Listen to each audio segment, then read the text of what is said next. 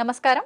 Welcome to I dream. ధర్మ మార్గం కార్యక్రమానికి స్వాగతం. నేను మీ విజిత. సాధారణంగా మనిషి యొక్క ఆయుష్ అనేది 100 ఏళ్ళు 100 సంవత్సరాలు అని చెప్పి మనందరం కూడా వాడుక భాషలో మాట్లాడుకుంటూ ఉంటాము. కానీ కొద్ది మంది మాత్రమే 100 ఏళ్లకు పైబడిన వాళ్ళని మనం చూస్తూ ఉంటాము. 100 ఏళ్ళు కూడా లేకుండా 60లు, ఇప్పుడు ప్రస్తుతం మాత్రం 40లోనే వాళ్ళ జీవనాన్ని కొనసాగించలేకపోవటం అయితే ప్రస్తుత పరిస్థితుల్లో మనం చూస్తున్నాము. అసలు ఈ 100 ఏళ్ల ఆయుర్దాయం ఉండాలి అనంటే ఒకప్పటి కాలంలో వాళ్ళు ఎలాంటి ఆరోగ్యానికి సంబంధించిన జాగ్రత్తలు తీసుకునే వాళ్ళో మనకైతే చాలా వరకు అవగాహన లేదు. కానీ ప్రస్తుతం నాతో పాటు ఉన్నారు స్వామీజీ. వారు 109 సంవత్సరాలు వారి జీవనాన్ని కొనసాగిస్తూ ఉన్నారు. చాలా ఆరోగ్యంగా కూడా ఉన్నారు. ఇప్పుడు స్వామి వారితో మాట్లాడి ఆ డీటెయిల్స్ అన్ని కూడా మనం క్లియర్గా తెలుసుకునే ప్రయత్నం అయితే చేద్దాం. నమస్కారం స్వామీజీ. హరి ఓం. స్వామీజీ 109 సంవత్సరాలు అంటే మామూలు విషయం కాదు. నేనైతే ఫస్ట్ టైం చూస్తున్నా. నిజంగా మీకు ధన్యవాదాలు స్వామీజీ. ఇప్పుడు ప్రస్తుతం ఉన్న సమాజంలో రకరకాల ఆరోగ్య సమస్యలు, ఎంత ఆరోగ్యంగా ఉన్న వాళ్ళైనా 40-60కి మించి వాళ్ళ జీవనం కొనసాగించే వాళ్ళ సంఖ్య చాలా తక్కువగా ఉంటుంది. అసలు ఎలా సాధ్యపడుతుంది స్వామీజీ? ధ్యానం చేయడం వల్ల ఆయుర్దాయం అనేది పెరిగే అవకాశం ఉంటుందా? గం గణపతియే నమః, ఐం సరస్వతియే నమః, శ్రీ గురుభ్యో నమః. మా గురుగారైనటువంటి మహంత్ హిమాలయ గిరిజీ మహారాజ్ వారి పాదపద్మంలోని మనసులో స్మరించుకొని వీక్షిస్తున్న టీవీ ప్రేక్షకులకు శుభము మంగళము జరగాలని కోరుకుంటూ, మనిషి ఆయురార్థం మనిషి చేతిలోనే ఉంది. బ్రహ్మ ఏదో రాశాడు అంటారు, ఎక్స్పైరీ డేటు, డిస్పాచ్ డేటు అని. అది ఒక విధంగా కరెక్ట్ అయినప్పటికీ దాన్ని మార్చుకోగలిగిన శక్తి కూడా ఆ పరమాత్ముడే యోగము అనే దాని మీద మనకి ఇచ్చాడు. ఒక యోగ సాధన, సిస్టమేటికల్ లైఫ్, ఏ టైంలో ఏం తినాలా, ఎంత తినాలా, ఆ పద్ధతులన్నీ ఉండి ఒక గురువు నేర్పించినాడు. ఆ నేర్పించిన సిస్టమ్ ఈ రోజు వరకు తూచా తప్పకుండా పాటిస్తూ ఉంటే 109 కర్మ ఇంకా ఎన్నాళ్ళైనా బతకవచ్చు. మీకు అందరికి బాగా తెలిసి ఉంటుంది, ఒక 2 ఏళ్ల కింద పద్మశ్రీ అవార్డులు ఇచ్చినప్పుడు శివానంద అనే ఒక యోగా మాస్టర్ సరస్వతి ఘాట్ దగ్గర ఉంటాడు కాశీలో. ఈ రోజుకు యోగా నడుపుతున్నాడు. ఆయన ఆ యోగా చేస్తాడు. He's 124 years on the day which he's taking. Award తీసుకున్నప్పుడు ఆయనకు 123, ఇప్పుడు 125. మీ లోపల ఇక్కడ లౌకికంలో తిరుగుతున్న వాళ్ళలో ఆయన మీకు కనపడతాడు. మహామహా యోగులు కొంతమంది వాళ్ళ వయసు ఇంత అని వాళ్ళకు తెలీదు, వాళ్ళ డిసిపుల్స్ కూడా తెలియదు. మరి హిమాలయాలలో ఉండి తపస్సులు చేసుకుంటున్న వాళ్ళు అట్లే ఉన్నారు. సో ఈ ఏజ్ను, ఈ కట్టెను, ఉపాధిని కాపాడుకునే రహస్యాలు గురువు ద్వారా వస్తాయి. ఆ గురువు చెప్పింది తూచా తప్పక చేసినప్పుడే అది స్టాండర్డ్గా ఉంటాయి. కానీ గురువు చెప్పాడు నేను చేయలేదు అంటే ఏం లేదు. మనకు ప్రాక్టికల్గా కావాల్సినంత ఉంది. వేదాలు, ఉపనిషత్తులు, పురాణాలు ఇన్ని ఉన్నాయి. కానీ ప్రాక్టికల్, థియరాటికల్ 112 ఉంది. ప్రాక్టికల్ ఎవరు చేస్తాడో వాడు ఇట్లా ఉంటాడు. ఓకే, అంటే ఇలా చేసిన వాళ్ళకి ఖచ్చితంగా సాధ్యపడుతుంది. ఎవరైనా బతికేది 120 ఏళ్ళ ఆయురార్థం అనేది పరమాత్ముడు ఇచ్చింది. మనంతకు మనమే ఒక 20 ఏళ్ళు పోగొట్టుకుంటున్నాం. ఎట్లా అంటే పెద్దవాళ్ళ దగ్గరికి పోయి మనం నమస్తే పెడితే ఆయన శతమానం భవతి అంటాడు. 120 ఏళ్ళు భవతి అనడం లేదు. అక్కడే 120 ఏళ్ళు పోయింది. ఈ ఉన్న 100 ఏళ్లలో 50 ఏళ్ళు నిద్ర, 15-16 ఏళ్ల వరకు ఏమీ తెలియని బాల్యం, 80-90 వచ్చినప్పటి నుంచి నట్టుబోట్లు లూజ్ అయ్యి అదొక 10 ఏళ్ళు. 100 ఏళ్ళు బతికినా దాంట్లో వాడి నిజమైన బతుకు 15-20 ఏళ్ళు మాత్రమే. ఎవరికి నచ్చినట్టు మళ్ళీ దాంట్లో అక్కడికి యాత్రలు, ఇక్కడికి ప్రయాణాలు, ట్రాన్స్పోర్ట్, టీవీలు చూడాలు, సినిమాలకు పోవడాలు, ఆ గంటలంతా తీసేస్తే అది ఒక 5-6 గంటలు. అది నిజమైన మనిషి బతుకు ఎట్లా ఉండాలా అనేది అక్కడ ఉంది. ఎంతసేపు నిద్రపోవాలా, ఎంతసేపు మేలుకోవాలా. పెద్దలు అంటారు దిన్ దియా కామ్ కర్నేకి లియే, రాత్ దియా సోనేకి లియే అని. పగలు పని చేసుకునేకి ఇచ్చాడు, రాత్రి నిద్రపోయేకి ఇచ్చాడు. మనం ప్రకృతికి విరుద్ధంగా రాత్రి అంతా 11-12 వరకు మేల్కుంటున్నాం. సూర్యోదయాన్ని చూడకుండా సూర్యోదయం అయినాక లేస్తాం. అప్పుడు లేచి స్నానాలు చేస్తున్నాం. మన పూర్వీకులు మనకు చెప్పింది బ్రహ్మ ముహూర్త స్నానం, అది దేవతల స్నానం. సరే నీకు అది వీలు కాలేదు 4:30కి చేయి భయ్ ఋషుల స్నానం, 5:30కి చేయి మనుషుల స్నానం, సూర్యుడు బయటికి వచ్చినాక చేసే స్నానం రాక్షస స్నానం. అంత సిస్టమ్ ఎందుకు పెట్టినారు? Early to bed early to get up. 9-10 బజేకు సోజావు, 9-10 గంటలకు నిద్రపోండి. 3 గంటల వరకు 5:30-6 గంటల నిద్ర ఒక మనిషికి అది చాలు, సరిపోతుంది.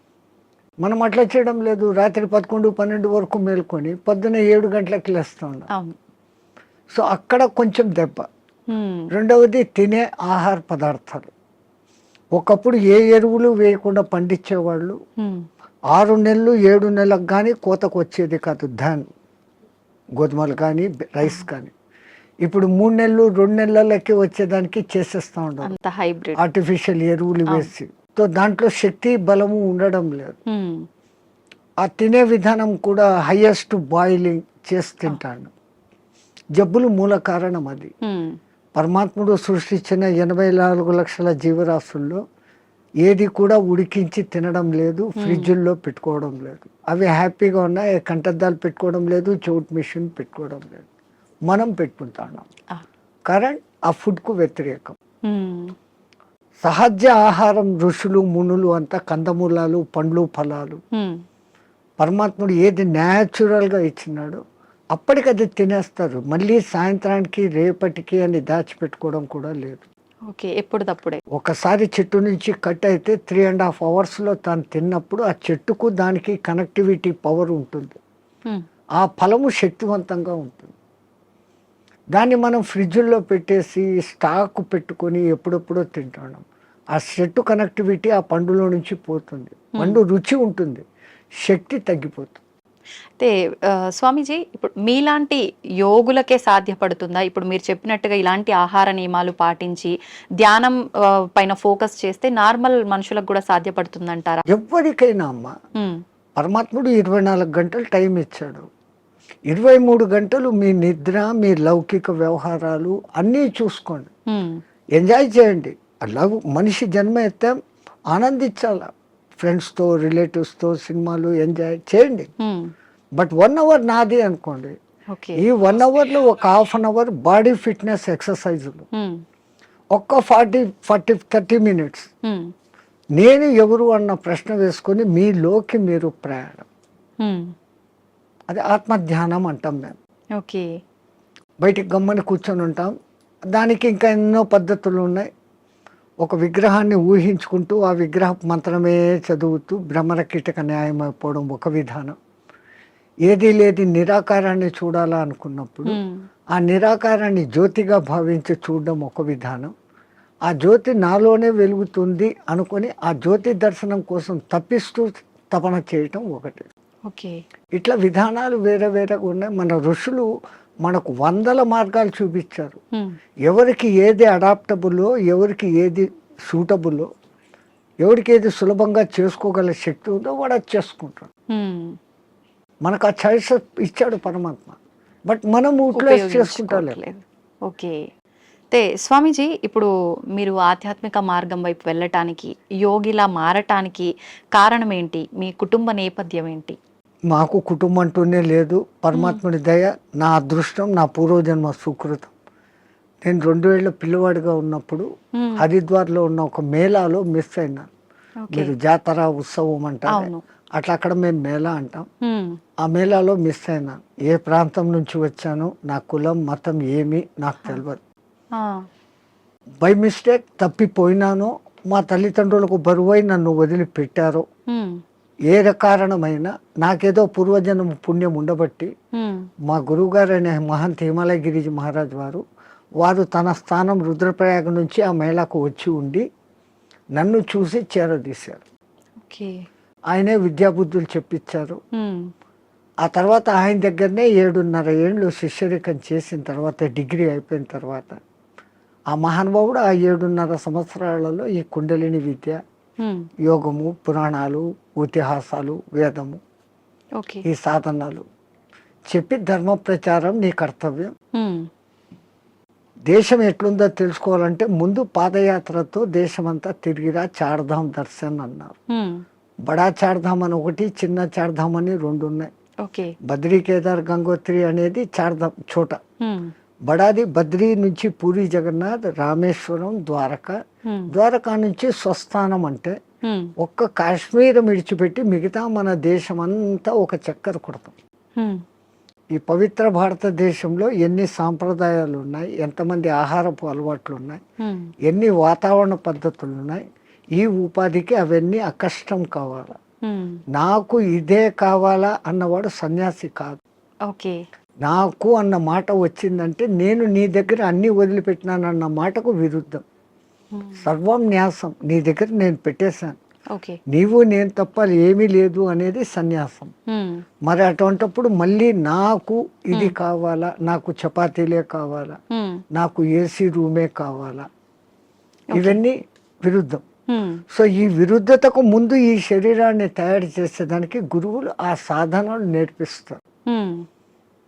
పంచాగ్ని విద్య అని, ఓకే. జల ఉపన్యాసం అని, ఇట్లాంటి కొన్ని ఉంటాయి. ఓకే. అవి నేర్పటం మూలంగా చలి ఎండావానలకు ఈ శరీరం తట్టుకునే స్థితికి వస్తుంది. హ్మ్.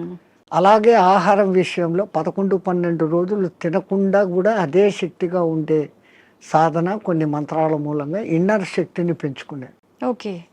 మన చుట్టూ ఉన్న శక్తినే మనం మన దాన్ని లోపల. పట్టుకోగలగడం. ఓకే.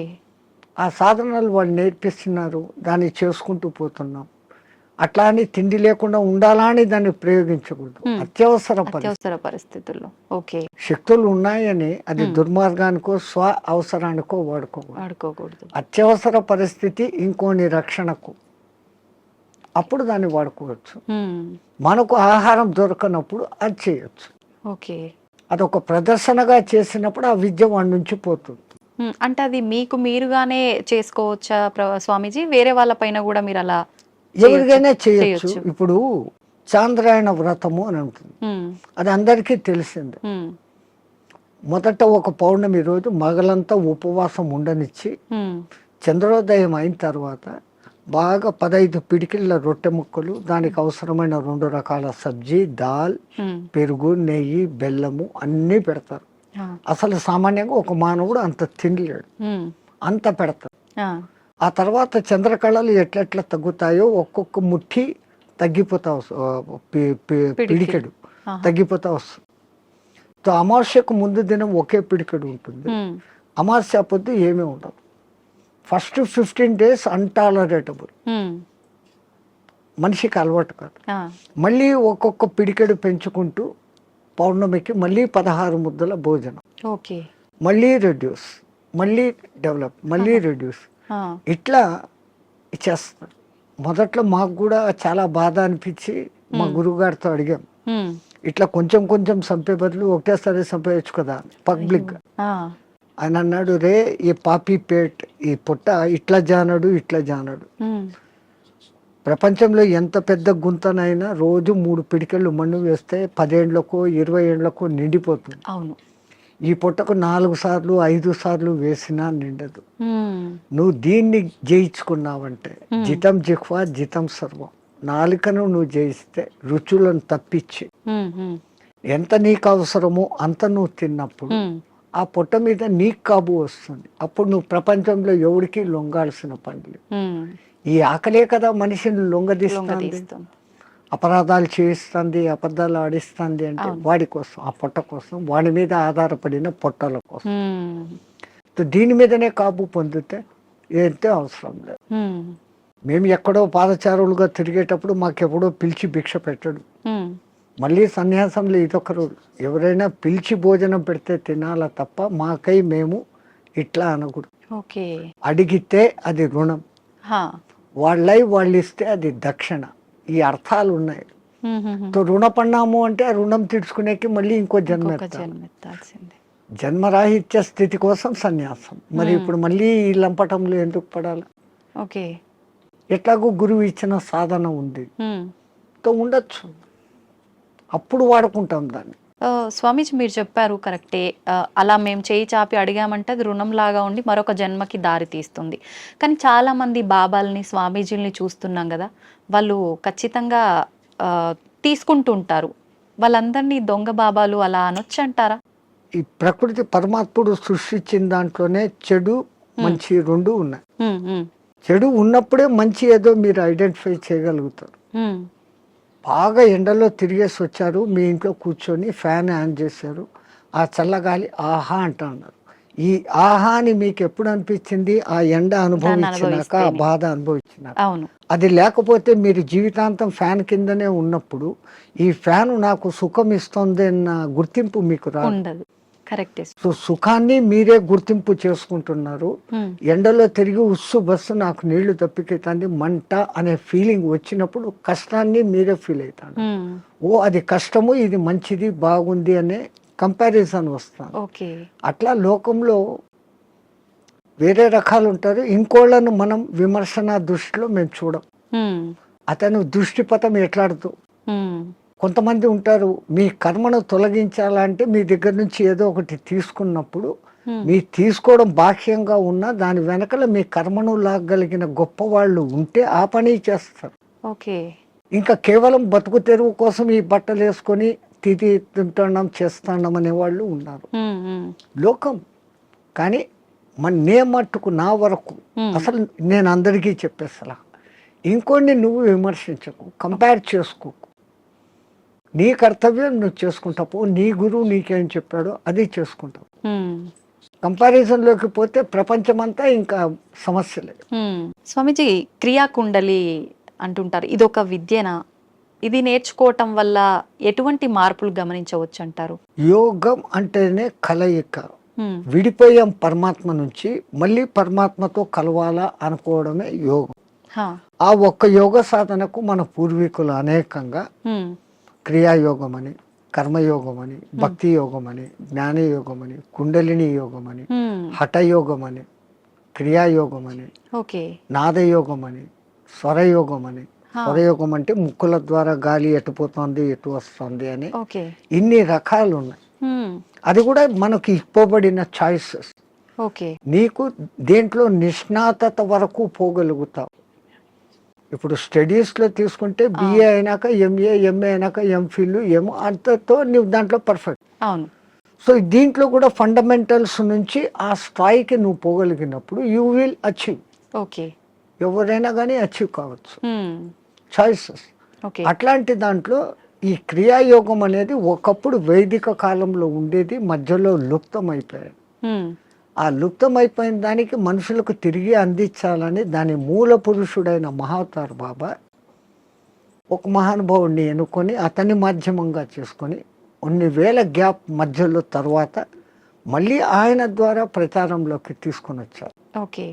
ఆయన తీసుకొని వచ్చిన వాళ్ళలో క్రియాయోగం చేస్తే ఫలితం ఇట్లుంటుంది అని లోకానికి చూపించినోడు ఒక యోగి ఆత్మకథ రాసినాడు కదా, పరమానంద. ఆయన డెడ్ బాడీ 15 రోజుల వరకు చెడలేదు. అది యోగి శక్తి. క్రియాయోగం చేస్తే క్రియాయోగం చేస్తే దాంట్లో చేయాల్సిన దాంట్లో కఠినతరమైన సాధన ఏమంటే ఖేచరీ ముద్ర. ఈ నాలుకను వెనకకు మడిచి చిన్న నాలుకను ఉండే దాని వెనకకు పెట్టి నాసికా రంధ్రాలను క్లోజ్ చేస్తూ సాధన చేసినప్పుడు ఆ చిన్న నాలుక బ్రహ్మ మన మైండ్లో నుంచి ఒక రసం ఊరి ఒక డ్రాప్ పడుతుంది. అది అన్నాహారాలకు నీటి దప్పికలను కానివ్వకుండా చేయటమే కాకుండా ఈశ్వరానుసంధాన శక్తిని కలగజేస్తుంది. బ్రహ్మరంధ్రం యాక్టివేట్ అయ్యేటట్టు చేస్తుంది. షట్చక్రాలు యాక్టివ్గా ఉండేదానికి కారణభూతమైంది. షట్చక్రాలు ఎప్పుడు యాక్టివ్గా ఉంటాయో ఆ షట్చక్రాలు నియంత్రిస్తున్న ఇన్నర్ ఆర్గాన్స్ అన్ని యాక్టివేట్. దేహం ఆరోగ్యంగా ఉంటుంది, మనసు ఆరోగ్యంగా ఉంటుంది, ఆత్మ ఆనంద స్థితిలో ఉంటుంది. ఈ సాధన చేయడానికి ఎంతకాలం పడుతుంది స్వామీజీ? చాలా కష్టంతో కూడుకున్నదే కదా. దాన్ని బలవంతంగా ఆ నాలుకను సాగదీస్తూ వెనకున్న నరాన్ని కట్ చేసి లోపలికి తోసుకుంటూ తిప్పలు పడేదానికే 3-4 ఏళ్ళు అవుతుంది. అది బలవంతంగా చేసింది. పూర్వజన్మ సుకృతం ఉన్నప్పుడు, ఆ గురు కటాక్షం ఉన్నప్పుడు అది సహజంగా వెనక్కి వెళ్ళిపోతుంది. అది ఎవరికి ప్రాప్తతో వాళ్ళకే. ప్రతి ఒక్కటి ఎవడు చేయాలంటే మనమంతా ధీరుబాని అంబాయిలు కాలేమే. మన దేశంలోనే పుట్టాడు ఆయన, మన ఎదురుగానే పెరిగాడు, ఈ పొద్దు కోట్ల ఆస్తి. మనం లేదు. సో ఎవరికి ఏది ఉందో అదే అది. కానీ సాధన సిస్టమేటికల్గా చేస్తే ఎవరైనా అద్భుతమైన క్రియాయోగి కాగలరు. ఓకే. ఇప్పుడు మీరు కూడా ఈ విద్యను నేర్చుకున్నారు కదా స్వామీజీ, మీకు ఎంతకాలం మాకు పట్టింది నేర్పించింది మా గురువు గారు కుండలిని విద్య. కుండలిని విద్య? ఓకే. అదే నేను చెప్పాను ఇప్పుడు ఇన్ని అవునవును. యోగాలు ఉన్నాయని. దాంట్లో మా లైన్ కుండలిని యోగ సాధన. మీరు మీ గురువుగారి దగ్గర నేర్చుకున్నారు, మళ్ళీ మీరు మీకు శిష్యులు వాళ్ళకి సాధన నేర్పించడం ఇలాంటివి చేస్తుంటారా స్వామీజీ? ఎందుకంటే మొట్టమొదట నేను గురువు అనిపించుకోవడం నాకు ఇష్టం లేదు. ఓకే. ఎందుకని? అందరూ గురువులే. ఆ, పత్రిజీ అంటారు, ఆ, you are masters, I'm also master. You are gods, I'm also god అంటారు. ఆ, సో అందరిలో అదే ఉన్నప్పుడు నేను ఏదో నేర్పిస్తాను అనే అహంకారం కాదు. నాకైతే తపన ఉంది, ఉమ్, నేను బాగున్నాను, నాలాగా మీరు ఉండండి. ఉమ్, కానీ ఆ చేసే ప్రాసెస్ అందరూ అట్లా చేయలేరు. ఆ క్రియలు ఉంటాయి, ఉమ్, క్రియల తర్వాత 3 బంధాలు అనేవి ఉంటాయి, ఉమ్, పూరక కుంభక రేచకాలు అనేది ఉంటాయి. ఇవన్నీ చెప్తున్నప్పుడు బాగా వింటారు, ఉమ్, ప్రాక్టికల్ అది ఉండదు. థియరాటికల్గా నేను వాళ్ళకి పూర్తి అర్థమయ్యేటట్టు చెప్తా వాళ్ళ భాషలో. ఉమ్, బట్ చెప్పిన తర్వాత ఆ రోజు చాలా బాగుంది అంటారు, నెక్స్ట్ డే దాన్ని చెయ్యరు. ఉమ్, వీళ్ళందరూ ఎట్లున్నారంటే ఈ కాలంలో ఈ పొద్దు వినేయాలా రేపటికంతా నాకు వచ్చేయాలి. వింటే రాదు కదా. Practical, practical, everything practical. Okay. Swamiji, మీరు ఇన్ని సంవత్సరాలుగా రకరకాల మార్పులు సమాజంలో కానీ మనుషుల్లో కానీ చూస్తూ వచ్చారు కదా, ప్రత్యేకించి చెప్పాలి అనంటే ఎక్కువగా మార్పు చెందిన విషయాలు ఏంటి?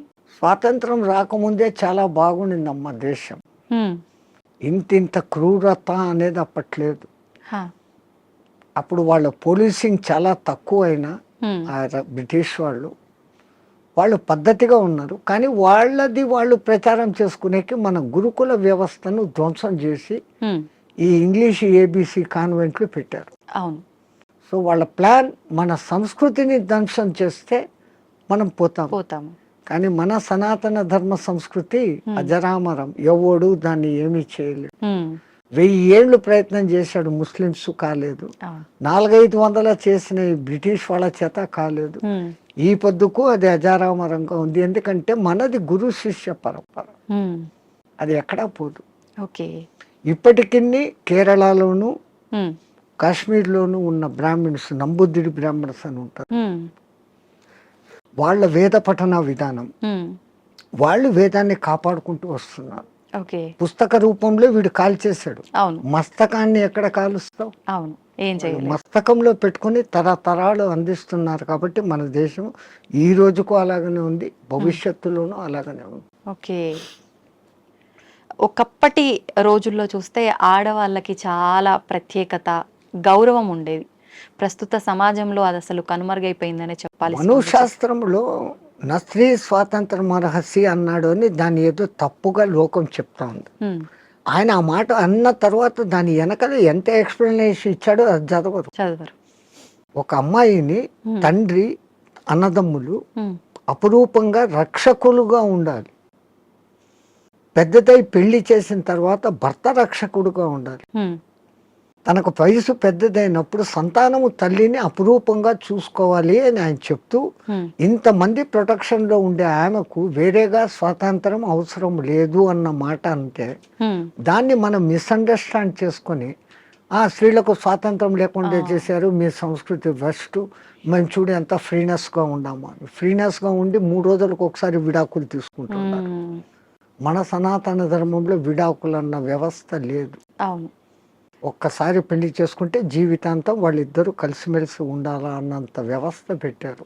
స్వామీజీ, మీరు అన్నది కరెక్టే, కానీ ప్రస్తుత సమాజంలో చూసుకుంటే విడాకుల సంఖ్య చాలా పెరిగిందనే చెప్పాలి. ఎందుకంటే Reason ఈ ఏంటంటే? డామినేషన్ పెరిగిపోయింది. ఉమ్, నేను నీలాగా చదువుకున్నాను, నన్ను తక్కువ ఎక్కువ చూస్తున్నావు అన్న డిఫరెన్స్లు వస్తాను. ఉమ్, ఉమ్, ఒక చిన్న కాంప్రమైజ్, ఆయన అట్లా అన్నాడు నేను ఇట్లా అన్నాను అంటే అది విడిపోతుంది. అవును. ఎవరో ఒకడు తగ్గడము ఎక్కడము చేసుకుంటూ పోయినప్పుడు ఆ బంధం మొదట్లో కొంచెం కొట్లాటలు జరిగినా జీవితాంతం సాగుతుంది. ఉమ్, ఈ మధ్య ఏమైపోయింది, చిన్న చిన్న విషయాలకు కూడా ఆ ఫారినర్స్ లాగానే ఉమ్, ఈ రోజు పెళ్లి 3 నెలలకే డైవర్స్, అవును. అభిప్రాయ భేదాలు. లవర్స్ పెళ్లి చేసుకున్న వాళ్ళు కూడా విడిపోతాడు. ఉమ్, వీళ్ళు ఒకళ్ళనొకళ్ళు ముందు అర్థం చేసుకోవడం, ఉమ్, ముందు అర్థం చేసుకొని ఈమెది తన ఇంట్లో తాను రాణిలాగా పెరిగింది, ఇప్పుడు వాళ్ళందరినీ వదిలి మా ఇంటికి వచ్చింది, నా పేరు నిలబెడుతుంది, నా కుటుంబంలోకి వచ్చి అని ఆమెను అంత గౌరవంగా ఈయన చూసుకున్నప్పుడు, ఇప్పుడు మా అమ్మా నాన్నలు మా అత్త మామలే నా మొగుడే నాకు దేవుడు అన్నట్లు ఈమె చూసుకున్నప్పుడు లోకంలో ఈ డిఫరెన్సెస్ రావు. రావు. తప్పు ఇటుందా అటుందా కాదు, ఉమ్. వీళ్ళిద్దరి మధ్య సరి అయిన అవగాహన ఉందా లేదు. అండర్స్టాండింగ్ కూడా లేదు. ఒక తల్లికి ఏం భయం ఉంటుంది, ఉమ్. 20 ఏళ్ళ వరకు పెంచుకున్న కొడుకు ఎక్కడ ఆమె కొంగులో కట్టేసి వెళ్ళిపోతుందో అనేది తల్లి బాధ. ఆ. నేను మా వాళ్ళందరినీ ఇడిచిపెట్టి ఇక్కడికి వస్తే ఈమె పెత్తనం ఏంది, నా మొగుడుతో నాకు స్వేచ్ఛ లేదు అని ఈమె. కరెక్ట్ చెప్పారు స్వామీజీ. ఆ భావ ఈ విధంగా ఉన్నప్పుడు ఇట్లుంటుంది. ఉమ్. మా అమ్మని విడిచిపెట్టేస్తాను, వీళ్ళే ఈ అత్తమామలే నా అమ్మ నాన్న అనుకున్న మెంటాలిటీలోకి ఈమె వచ్చినప్పుడు గొలాట లేదు. ఉమ్. నా ఆడబిడ్డలు వేరే ఇంటికి ఇచ్చాను, ఆ పేరే ఆడబిడ్డ, అవును. ఈడబిడ్డ కాదు కాదు. ఆడబిడ్డ అంటాడు. ఉమ్. నా బిడ్డలు నాడిచ్చాను, అట్లాగనే కదా నాకు వచ్చింది. ఈ కొడలు ఇప్పుడు నా కూతురు అనుకుని చూసుకుంటూ వీళ్ళు ఉన్నప్పుడు ఎక్కడ కొట్లాట్లు, ఎక్కడ తేడాలు. కరెక్ట్. అట్లా ఉన్న కుటుంబాలు కూడా ఉన్నాయి, ఎన్నో నేను చూశాను. ఉమ్. ఉమ్. చాలా మంది ఇండ్లకు నేను భిక్ష పోయినప్పుడు ఉమ్. అమ్మ అమ్మ అని తిరుగుతుంటే ఆ అమ్మాయిని నేను వాళ్ళ కూతురు అనుకున్నాను. ఉమ్. వచ్చినోడు వాళ్ళ అల్లుడు అనుకున్నాను. చూస్తే వీళ్ళ కొడుకు ఆమె కోడలు, కోడలు. అంత అన్యోన్యంగా ఉన్నాం. ఉమ్. ఎంత హ్యాపీ ఫీల్ అవుతాం. అవును. అది ఎక్కడో ఒక్క కుటుంబంలో అత్తాకోడన్ల గలాటలు, డామినేషన్లు. అవును. ప్రపంచమంతా అట్లా లేదు, మన భారతదేశం అట్లా లేదు. ఉమ్. ఎందుకంటే మనం పెంచిన పెంపుదల పిల్లల్లో ఆ ప్రవర్తన అట్లే ఉంది, మన సనాతన ధర్మం. అది చెప్పకపోవడంతో ఈ మధ్య ఈ డిఫరెన్స్. ఉమ్. ఓకే. సమిష్టి కుటుంబంలో పెరిగిన పిల్లలు అద్భుతంగా ఉంటారు. ఉమ్. ఎందుకంటే వాళ్ళకి అన్ని ఆప్యాయతలు, మామ అత్త ససు బహు అన్ని వరుసలు అక్కడ ఉంటాయి. అవును. పెళ్లికి ముందు నుంచే అత్త, ఉంటాయి. మీరంతా మేనత్త, అవును. మేనమామ, మామ, అత్త, ఇవన్నీ వరుసలు ఉంటాయి. అవును. సో ఆ అఫెక్షన్లో పెరిగిన వాడు ఎప్పుడు లవ్ డిస్ట్రిబ్యూట్ చేయాలని చూస్తాడే తప్ప ఉమ్. ఈ ఇన్కన్వీనియన్స్ ఫీల్ కాడు, ఇన్సెక్యూరిటీ ఫీల్ కాడు. ఉమ్. ఇప్పుడు సమాజం ఎట్లా ఉంది, పెళ్లి పొద్దు చేసుకుంటారు, వేరే కాపురం అంటారు. అవును. ఆ పుట్టిన పిల్లలను వీళ్ళిద్దరూ ఉద్యోగాలకు వెళ్ళిపోతారు, ఆయానో లేకుండా అంటే ఇంకెక్కడో పెడతాడు. అవును. వాడు అఫెక్షన్ లేకుండా పెరగటంతో మనిషిలో క్రూయాలిటీ పెరుగుతా. ఇప్పుడు జరిగే ఈ అరాచకాలన్నిటికీ కారణం ఇదే అంటారా? నేను అదే, వాడు ఇన్సెక్యూరిటీగా పెరిగాడు, అవును. అవును. దురలవాట్లకు ఈజీగా పడిపోతాడు, ఉమ్. డామినేషన్ వస్తుంది. అవును. ఇవన్నీ కారణం వానికి లవ్ అండ్ అఫెక్షన్ దొరకపోవడం. ఓకే. అసలు తల్లి మామూలుగా ప్రేమగా పాలు ఇవ్వడం లేదు. కరెక్ట్.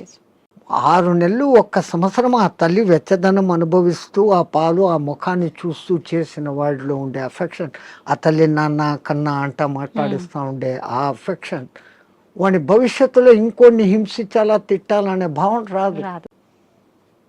అన్నింటికీ మూల కారణం ముందు తల్లి. ఉమ్. ఆ బిడ్డను తల్లి అట్లా పెంచితే అన్నీ అట్లే ఉంటాయి. ఒక జిజియాబాయి ఉమ్. శివాజీని తయారు చేసింది ఎంత అద్భుతంగా. ఒక రామకృష్ణ పరమహంస, ఎవరికైనా వీళ్ళ వెనకాల ఒక తల్లి ఉంది. అవును. ఆ తల్లి డైవర్షన్ ఇంత అద్భుతంగా. స్వామీజీ, ఇందాక మీరు అన్నారు బ్రాహ్మీ ముహూర్తంలో ఎవరు పాటించట్లేరు పాటించాల్సినవి అని చెప్పి. నిజంగా మన సనాతన ధర్మమే చాలా గొప్పది. అందులో బ్రాహ్మీ ముహూర్తం గురించి చాలా గొప్పగా చెప్పారు మీలాంటి పెద్దవాళ్ళు కూడా. ఎందుకు అంత గొప్పతనం బ్రాహ్మీ ముహూర్తానికి? ఫస్ట్ లేచినాక మలమూత్ర విసర్జన చేసేయాలి 3:30-4 o'clock. ఓకే. 15-20 minutes ఆ పని. వీళ్ళాక శుభ్రంగా స్నానం చేయాలి. భాష్యంగా మనం ఎంత శుద్ధం చేసుకున్నా 1 గ్రాము ఇక్కడ, 1 గ్రాము ఇక్కడ, 1 గ్రాము ఇక్కడ, 10 గ్రాములు మైనస్ ఉంటుంది. ఓకే. బట్ బాహ్య శుద్ధి, నేను స్నానం చేసినప్పుడు అంతర్శుద్ధి కూడా ఆటోమేటిక్ గా కలుగుతుంది. Okay. Now I am cure, I am pure అన్న భావన ఇక్కడ వచ్చినప్పుడు ఆ భావన ఇన్నర్ కు కూడా తగులుతుంది. అవును. ఆ బ్రహ్మముహూర్త టైంలో మీకు సౌండ్స్ ఎక్కడ ఉండవు, ప్రశాంతంగా ఉంటుంది. ఇంకా పక్షులు లేచి కిలకిలా రావాలకు కూడా చేయవు.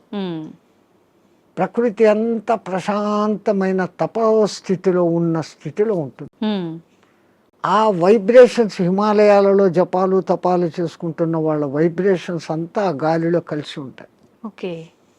దాంతో మనం కూడా కూర్చొని ప్యూరిఫై అయ్యి, ఏదో ఒక సాధన గురువు చెప్పింది, ఇదంతా ఏది లేదు, పత్రి చెప్పినట్లు శ్వాస మీద ధ్యాస, సంథింగ్ ఏది ఆలోచన లేకుండా కూర్చుంటే ఒక మనిషి 1 దినంలో ఇప్పుడున్న పరిస్థితుల్లో ఇది అది ఇది అది అంటూ 60,000 ఆలోచనలు చేస్తాడు.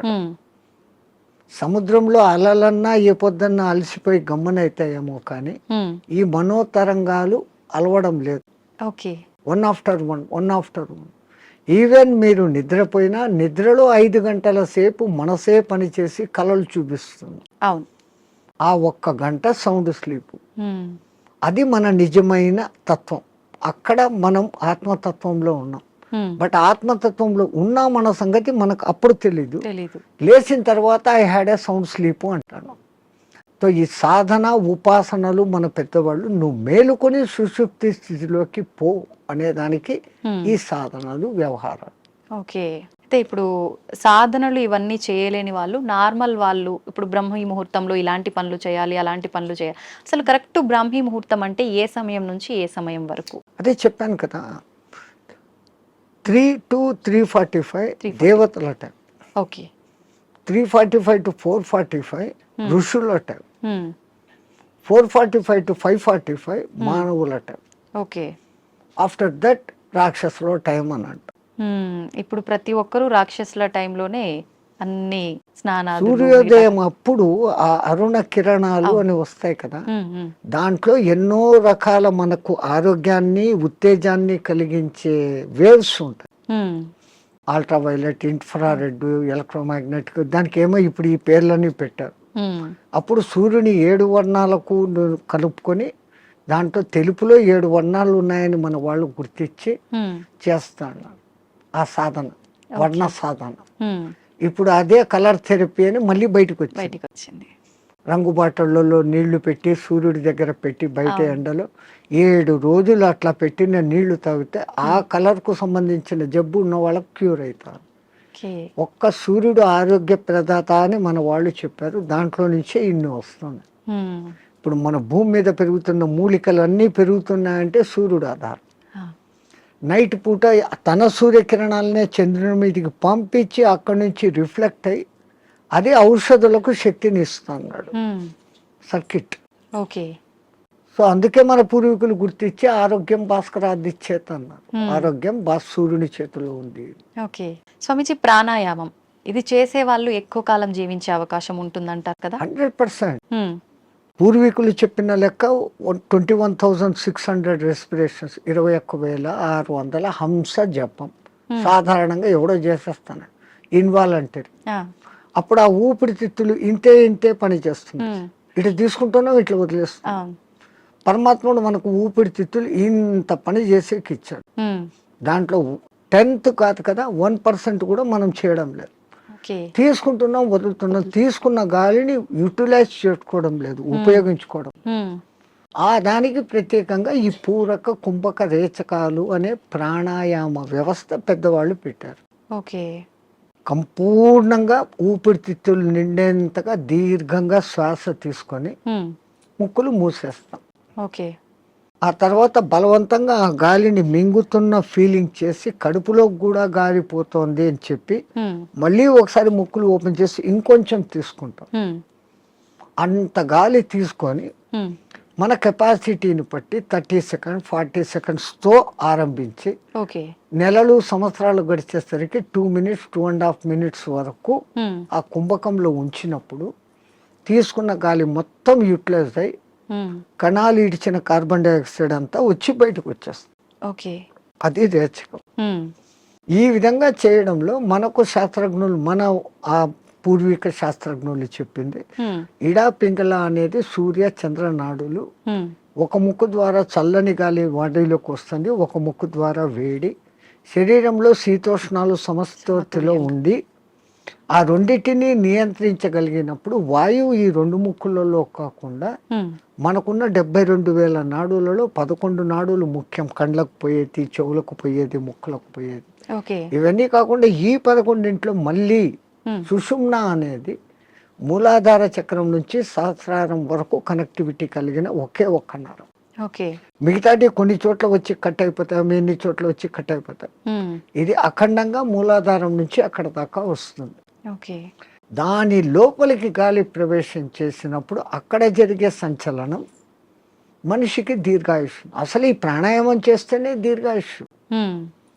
కారణం మామూలు మనిషి ఒక నిమిషంలో 15 రెస్పిరేషన్లు తీసుకుంటే నేను నిమిషం సేపు గాలిని బంధించగలిగినాను అంటే నాకు 15 రెస్పిరేషన్లు సేవ్డ్ కదా. It is in my bank account. Okay. ఒక్క ప్రాణాయామంలో నేను 15 ఊపిర్లు మిగిలిపెట్టుకుంటే 1 గంట సేపు చేస్తే అంటే 60 నిమిషాలు ఇంటూ 15 900 వాయువులు. ఒక 10-11 దినాలు చేస్తే 9,000 21,000 వచ్చేదానికి ఒక 10 రోజులు 1 నిమిషం చేస్తే 10 దినాల తర్వాత నాకు 1 దినం ఆయుష్ పెరిగింది. It is in my hands. So అదే నేను 2 నిమిషాలు చేస్తే 5 రోజుల్లోనే నాకు 1 రోజు ఆయువు పెరిగింది. అది కారణం. ప్రాణాయామంలో అది రహస్యం.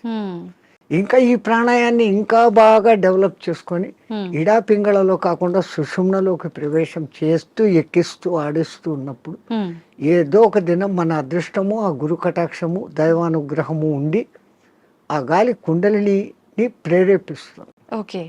ఒక్కసారి కుండలిని ప్రేరణ చేసినాక ఈ ఆత్మతత్వం ఏం, సృష్టి రహస్యం ఏం, పరమాత్మ ఏం, నేను ఏం అన్న సంగతి వాడికే తెలిసిపోతుంది.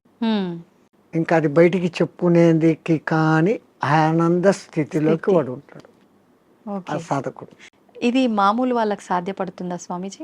ఎవరికైనా, పశుపక్షాదులకు కూడా దేవుడు ఆ కుండలిని శక్తి ఇచ్చాడు. ఇప్పుడు మా ఫిజికల్ బాడీ తయారీలో మెదడు, చేతులు, కాళ్ళు, రెక్కలు, ఇంటర్నల్ ఆర్గాన్స్, గుండె, ఊపిరితిత్తులు అని మీకు ఫిజికల్గా ఎట్లా కనపడుతున్నాయో కనపడని అంగాలు, షట్చక్రాలు అనేటివి, నాడులు అనేటివి, అవి విశ్వశక్తి ప్రసారకాలు. నరాలలో రక్త ప్రసరణ, ఆక్సిడేషన్ ఇది జరుగుతుంది. మన వాళ్ళు ఈ 2 రకాలుగా చూశారు. అది వ్యవహారం. అక్కడ ఆ తేడాను గమనించి వాళ్ళు ఆ సాధనాలు చేశారు. మాకు కనపడదు, అది లేదు అనుకుని వాళ్ళ లోకం, ఈ లోకమే, ఈ జన్మే శాశ్వతం అనుకునేది వాళ్ళ సిద్ధాంతం. మనకు జన్మలు ఉన్నాయి అన్నది మన సిద్ధాంతం. ఇప్పుడు చాలా మంది ధ్యానం చేయాలనుకుంటారు కానీ మనసుని నియంత్రించుకోలేకపోతుంటారు. ఏకాగ్రత లోపిస్తూ ఉంటుంది, రకరకాల ఆలోచనలు కదులుతూ ఉంటాయి. ఎలా నియంత్రించుకోగలుగుతారు స్వామీజీ? మనసుకు ఒక్క డ్యూటీ అప్పచెప్తే పాపం మనసు ఏం చేస్తుంది? గమ్మన ఉన్నప్పుడు 112 ఆలోచనలు చేస్తాను. ఇప్పుడు మీరు కుట్టు పని చేస్తారు, మిషన్ మీద కూర్చున్నారు, మీకు కుట్టు పని తెలుసు. ఇన్వాలంటరీగా మీరు ఆ బట్ట అక్కడ పెడతారు, ఎట్లా పొడి చేయాలో చేస్తారు, కాళ్ళు కదుపుతూ ఉంటారు, కుట్టు మిషన్ నడుస్తుంటుంది, కళ్ళతో చూస్తుంటారు, కుట్టు పోతుందా లేదా పోతుంది. ఇదంతా ఎట్లొచ్చింది? ఒక ప్రాక్టీస్, ఒక దినంలో రాదు. సో అక్కడ మీరు మనసంతా ఎక్కడ పెట్టారు? కుట్టు లైన్ గా పోతుందా లేదా అనేదాన్ని. ఇంకోటి ముగ్గులు వేస్తారు బయట, మీరు 5 చుక్కలు ఇట్లా పెట్టాలా, 3 ఇట్లా పెట్టాలా ప్లాన్. ఈ ఒక్క లైన్ తో అన్నిటినీ తిప్పి ఇక్కడికి తీసుకొని వస్తారు. మీ ఆంధ్రాలో రథం ముగ్గు అని వేస్తారు, అన్ని చుక్కలను ఒక్క లైన్ తో కలుపుతారు. సో అక్కడ వాళ్ళ కాన్సన్ట్రేషన్ అంతా ఎక్కడుంది? నేర్చుకున్నప్పటి నుంచి ఎట్ట తిప్పారు, కళ్ళు అట్ట పోతుంటాయి, చెయ్యి అట్ట వెళ్ళిపోతా ఉంటుంది. సో ఈ కాన్సన్ట్రేషన్ మీరు అక్కడ పెట్టారు. అట్లే మనం ఒక్క దాని మీద కాన్సన్ట్రేషన్ పెట్టినప్పుడు మనసు ఆ టైంలో మీకు 2వ ఆలోచన ఏముంది? ముగ్గు వేస్తున్నప్పుడు మా మామ అట్లా అన్నాడు, మా కొడుకు ఇక్కడ పోయినాడు, ఇవన్నీ ఆ టైంలో లేదు. టిఫిన్ చేయాలా, అది నథింగ్. సో అక్కడ ఐడియల్ అయిపోయింది. సో ఒక్క పర్టికులర్ డ్యూటీ మనసుకు అప్పచెప్పతే ఆ మనసు అదే చేస్తూ ఉంటుంది. అందుకే మన పూర్వీకులు ఒక తమాషా ఎగ్జాంపుల్ చెప్తారు. ఎవరో ఒక ఆయన తపస్సు చేశాడు, దేవుడు ప్రత్యక్షమైతే నా అన్ని పనులు చూసుకునేదానికి ఒక సెక్రటరీని నాకు అపాయింట్ చేయి. వాడు దేవుడే ప్రత్యక్షమైతే వాడు ఇట్లాంటి వరం అడిగాడు. అది కూడా నేను చెప్పంగానే చేసేయాలా అన్నాడు. డేంజర్ రా, నువ్వు ఎప్పుడు దానికి పనులు చెప్పలేవు, అది పనులు చెప్పకపోతే నీకే తినేస్తుంది అన్న. నో ప్రాబ్లం, నేను ఎప్పుడు పనులు చెప్తాను దానికి అన్నా. ఆ దెయ్యం ప్రత్యక్షమైంది. నాకు ఒక 6 అంతస్తులు బిల్డింగ్ కట్టు అన్నాడు. 6 అంతస్తులు బిల్డింగ్ కట్టేదానికి 2-3 ఏళ్ళు అవుతుందని వీడు అనుకున్నాడు. అది పట్టు అనింది, బిల్డింగ్ తయారైపోయింది. మహారాజ్ ఇంకేం పని అనింది. కుక్కర్ కావాలా, ఫ్రిడ్జ్ కావాలా, బెడ్ కావాలా, ఏసీ కావాలా, వీడు ఇట్లా అడుగుతున్నాడు, అక్కడ అన్ని వచ్చేస్తాను. ఇంక ఏం అడిగేదానికి లేకుండా పోయింది. ఇంకా దానికి పని చెప్పకపోతే వీడి పని పడుతుంది. అప్పుడు వాడు గురువు దగ్గరికి పోయినాడు. ఉమ్, మహారాజ్ బుద్ధి లేక నేను ఇట్లాంటి వరం అడిగినాను, ఇది ఇట్లా చేస్తుంది అనుకోలేదు. What am I to do, अब क्या करना मैं? ఆ, అరే ఉస్ బూత్ కో ఇతర లేకే ఆ దేయాన్ని ఎక్కడికి తా అన్నాడు. ఆ, అది వచ్చింది. మా గురువు చెప్పిన పని చేయను, దానికి కమాండ్ అన్నా. ఉమ్, అవి ఇంకోటి మాట వీడి మాట వినాలి కదా. అవును. వీడు చెప్పినాడు మా గురువు చెప్పినట్టు చేయన్నాడు. ఉమ్, ఓకే మహారాజ్, గురు మహారాజ్ ఏం చేయమంటారు అని. ఆ, అక్కడ ఒక తాటి చెట్టు ఉండేది, దాన్ని ఎక్కువ దిగు అన్నాడు. అది ఈ రోజుకు ఎక్కి దిగుతానే ఉంది. ఆ, సో టెక్నిక్ అవును. అట్లా ఇదే దృష్టి మనం ధ్యాస, నేను చెట్టు ఎక్కుతున్నాను, ఈ చెట్టులోకి శ్వాస ఎక్కి దిగుతా ఉంది. ఓకే. దాన్ని అబ్జర్వ్ చేస్తూ ఉంటే మీ మనస్సుకు ఉమ్, ఇప్పుడు ఇంకా అదే డ్యూటీ. అవును, అవును. దానికి రెండో డ్యూటీ లేదు, ఆ దేయానికి రెండో డ్యూటీ, మనసుకు రెండో డ్యూటీ లేదు. లేదు. ఈ ఎక్కి దిగడం గమనించడం, ఉమ్, అదే ప్రాణాయామ ప్రక్రియలో కూడా ఓకే. దాన్ని మంత్రంతో జోడించి చేస్తే ఇంకా శక్తివంతం. ఓకే. మన బాడీలోని కణకణము మంత్రబద్ధమైతూ ఒకానొక దినానికి ఈ మాంసపిండం మంత్రపిండం కాగలుగుతుంది. ఉమ్, మంత్రంతో అనుసంధానం చేస్తారు. ఓకే. మంత్రాలు చదవలేని వాళ్ళు ఉంటారు, ఉమ్, మాకు మంత్రాలు ఇష్టం లేదు, మేము మతం కాదు అనేవాళ్ళు అంటే ఉంటారు. మంత్రం ఎవరికి వాళ్ళు చెప్పుకోవాలా స్వామిజీ, ఉపదేశం తీసుకోవాలా గురువుల దగ్గర నుంచి? అందుకే గురువు అవసరం, గురు బినా విద్యా నహి అని. ఆ, కొన్నాళ్ళు ఆయన దగ్గర శిష్యరికం చేసినప్పుడు వీడు దేనికి సూటబుల్, ఉమ్, నేను ఇచ్చే విద్యను వీడు సద్వినియోగం చేస్తాడా దుర్వినియోగం చేస్తాడా. ఉమ్, అందుకే పాతకాలంలో కొన్నాళ్ళు నా దగ్గర సేవ చేయి అంటారు. ఉమ్, మన మెంటాలిటీ అర్థమవుతుంది. ఓకే. వాడు సిడ్పిరా అయితే గనక నేనేం నీ దగ్గర సేవ చేసేది, నాకు ఇంత పైసా ఉంది అంటాడు. ఆ, ఆ వినయత ముందు మనిషిలో ఉండాలి. ఉమ్, ఆయన దగ్గర ఈ పని చేస్తే నాకు మంచి జరుగుతుంది అనే విశ్వాసం ఉండాలి. ఉమ్, ఈ రెండు ఉన్నప్పుడు ఆ గురువు గాడిదను చూపించి ఇది దేవుడు, దీన్ని పూజ చేయంటే చేసినప్పుడు ఆ గాడిదలోనే నీకు దేవుడు కనపడుతుంది. ఓకే. तो पहला विश्वास प्रथम सोपान. విశ్వాసం అనేది అన్నిటికీ ఉండాలి. మించిన శక్తి. ఓకే. ఇక్కడ ఒకటి అచీవ్ చేయాలనుకున్నప్పుడు దాని మీద నేను చేయగలనా లేదా ముందే డిసిషన్ తీసుకోండి. ఉమ్, గురువు ఒక మంత్రం ఇచ్చాడు, ఈ అనుష్ఠానం ఇట్లా చేయాలా, రోజు లేచి ఈ అగ్ని తర్పణాలు చేయాలా, ఉమ్, ఇవన్నీ నేను చేయగలనా లేదా అనుకున్నప్పుడు గురుదేవ ఇయ్యండి అనాలి. ఆ మంత్రం తీసేసుకున్నాను, నేను చేసుకోలేదు, ఉమ్, దాన్ని చేయాల్సిన రీతిలో చేయకపోయినప్పుడు ఏం ఫలితం? ఓకే. సైకిల్ మోటార్ మీ దగ్గర ఉంది, ఉమ్, దానికి పెట్రోల్ పోసేది పని ఉంది కదా. అవును. పెట్రోల్ పోకుండా నేను కొనుక్కున్నాను 1,00,000 పెట్టి పోవాలా ఇది అంటే ఎట్లా పోతుంది? పెట్రోల్ పోయాలా, అవును. అప్పుడప్పుడు దానికి ఏదో ఆయిల్ పోయాలా, రిపేర్ మైనర్ రిపేర్స్ చూసుకోవాలా, ఉమ్, అప్పుడు ఆ బండి పోతుంది. ఓకే. లైక్ ది సేమ్ ఒక సిస్టమ్ ప్రాసెస్ అని గురువు చెప్పినప్పుడు ఉమ్, ఆ ప్రాసెస్ అంతా చేస్తున్నప్పుడు అది మిమ్మల్ని ఉద్ధరిస్తుంది. ఓకే. స్వామీజీ, హిమాలయాలు అనగానే మనకు అక్కడ ఇలా కొన్ని ఏళ్ల పాటు ధ్యానం చేసే వాళ్ళు ఉంటారని చెప్పి వింటుంటాం. నిజంగా అలాంటి వాళ్ళు ఇప్పటికీ ఉన్నారంటారా? 100% ఎంతో మంది. ఆ హిమాలయాలు అనే దానికి ముందు మా అనే అక్షరం పెట్టుకొని చదవండి. మహిమ ఆలయాలు. ఓ. మన దేశం మొత్తంలో చాలా కొద్ది ఆలయాలు ఉన్నాయి. ఉమ్, ఆ లయాలు అంటే అందులో లయం. ఉమ్, హిమ ఆలయం అంటే హిమములో లయం కావడం. హిమం అంటే ఏంటి? మంచు. మంచు. నీటికున్న 3-4 లక్షణాలలో ఉమ్, ద్రవస్థితి, ఘనస్థితి, అవును. ఆవిరి స్థితి, ఉమ్, దాని తర్వాత ప్లాస్మా స్థితి. ఉమ్, ఇది ఏది కానిది మంచు స్థితి. ఓకే. అది అట్లా నీళ్లు కాదు, ఉమ్, ఇట్లా ఘనాకార ఐస్ కాదు. మంచును బాగా ప్రెస్ చేస్తే అప్పుడు మీకు ఐస్ అవుతుంది. అవును. ఇది మధ్యస్థ స్థితి. మధ్యస్థ స్థితి. మంచు అంటాం, హిమము అంటాం. ఉమ్, నిజంగా దానికి మహిమము ఓకే. మహిమ కలిగిన పదార్థం. ఉమ్, అది అక్కడంతా వ్యాపించి ఉంటుంది. ఉమ్, ఆ మంచి చల్లని వాతావరణము, కొన్ని రకాల ఔషధి మొక్కల నుంచి వచ్చే గాలి, ఉమ్, మన పూర్వీకులు తపస్సు చేసిన వాళ్ళ యొక్క వైబ్రేషన్స్. ఓకే. దేవతలు కూడా అక్కడ తపస్సు చేశారు, గొప్ప గొప్ప ఋషులు తపస్సు చేశారు, ఉమ్, ఇప్పుడు చేస్తున్న వాళ్ళు ఉన్నారు. వాళ్ళ యొక్క వైబ్రేషన్స్ ఆ ఏరియాలో ఉంటాయి కాబట్టి ఉమ్, మనం తొందరగా దానికి అకష్టమవుతాం. ఉమ్, అందుకని అవి ఎప్పటికీ హిమ ఆలయాలు. అందులో లయం అయ్యేదానికి చూపిస్తూ ఉండే మార్గాలు. అయితే స్వామీజీ వాళ్ళు అలా కొన్ని ఏళ్ల పాటు ధ్యానంలో ఉన్నప్పుడు ఆకలి దప్పికలు నిద్ర ఏమీ ఉండవు, అలా ధ్యానంలోనే ఉండిపోతారంటారు కదా, అలా ఉండడానికి అంటే వీళ్ళు ఎన్ని ఏళ్ల పాటు వాళ్ళు విద్య సాధనమ్మ. ఏది ఇప్పుడు నేను చెప్పాను, ఏది సాధించాలన్నా సాధన. ఉమ్, మీ తెలుగులో సింపుల్ పద్యం, సాధనతో పనులు సమకూరు ధరలోన ఆ, విశ్వదాభిరామ వినరు. సాధన ఉమ్, దేనికి కూడా ఏది చేస్తే కూడా సాధన. ఉమ్.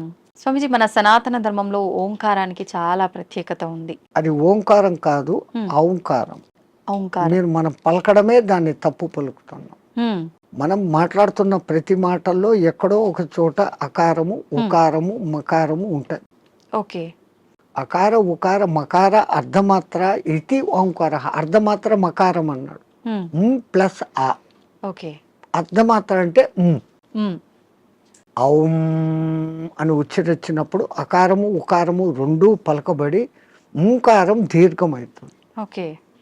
అకారం అన్నప్పుడు మీ స్థూల శరీరం, ఉమ్, ఉకారం అన్నప్పుడు సూక్ష్మ శరీరం, ఉమ్, ఓంకారం అన్నప్పుడు కారణ శరీరం. ఓకే. ఇంకో విధంగా చెప్పాలంటే అకారం అన్నప్పుడు జాగృత్ అవస్థ, ఉమ్, ఉకారం అన్నప్పుడు నిద్రావస్థ, ఓకే. ఓంకారం అన్నప్పుడు సుషుప్తి అవస్థ. ఆ, సుషుప్తిలో మనం ఆత్మస్థితిలో ఉన్నాం. ఓకే. మేలుకొని ఆత్మస్థితిలో ఉండేదానికి పరమాత్ముడు మనకి ఇచ్చిన అత్యంత గొప్పది విశ్వమంతా వ్యాపించి ఉన్న శబ్దం ఏదైతే ఉందో ఉమ్, అది ఔంకారం, ఓంకారం కాదు. ఓంకారం. ఓకే. అయితే మనం ఇప్పుడు మీరు చెప్పినట్టుగా చూస్తే ఎవ్వరం కూడా కరెక్ట్గా దాన్ని పలకట్లేదనే చెప్పాలి, సాధన చేయట్లేదనే చెప్పాలి.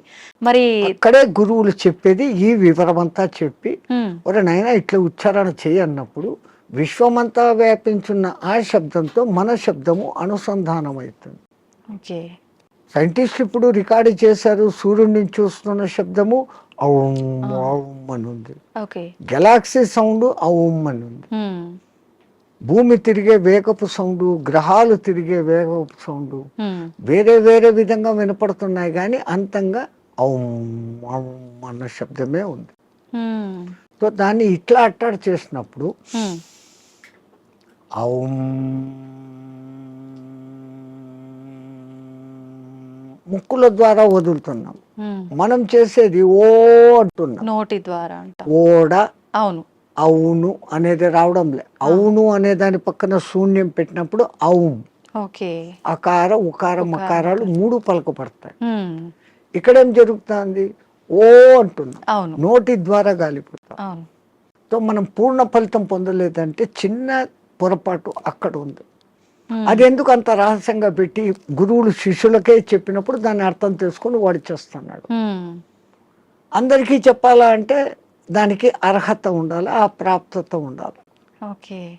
కానీ ఇప్పుడు అది కూడా మేము బహిరంగంగా అందరికీ చెప్తున్నారు. నాయనా మీరు చేసుకునే వాళ్ళు పూజలు చేసుకునేటప్పుడు ఇట్లా చేసుకోండి, సామూహికంగా అర్చేయండి. అది అలవాటు అయిపోయింది, రాదు. అవును. అందరూ ఔం అని ఎక్కడా పలకరు.